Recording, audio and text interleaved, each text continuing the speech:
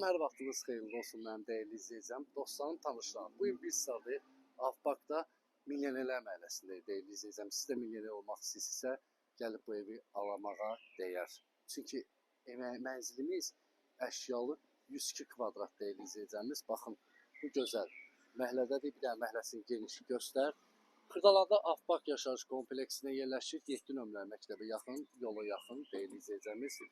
Əşyalı 102 kvadrat 122.000 manata Kupçalı keçək bir dənə mənzilə tanış olaraq tapılır. Daxil olmuşuq mənzilimizə, dəyərli izləyicimiz, tələsin. Bu qiymətə bazarda belə bir ev yoxdur. 102 kvadrat 122.000 manata orijinal 3 otaq. Evin əsas giriş hissəsi burada, bir dənə göstər. Geniş dərli hissəsi var, xanımlar və belə. Çox gözəl evdir, fərah evdir. Burada yerləşir hamam, sanuzeli otağı, bütün aksesuarlarla təchiz olub qaydasındadır.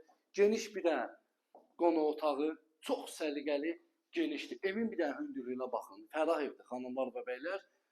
Evdə görünən nə əşya görürsünüz, hamısı qalır. Kvadratda 102 kvadratdır, 122.000 manata. Bir dənə dəhliz hissəsini göstər, zəhmət olmasa. Dəhliz hissəsinin genişliğinə bax. Burada yerləşir mətbəx. Mətbəxdə mətbəx mebeldir, paltaryan maşındır, soyuducusudur.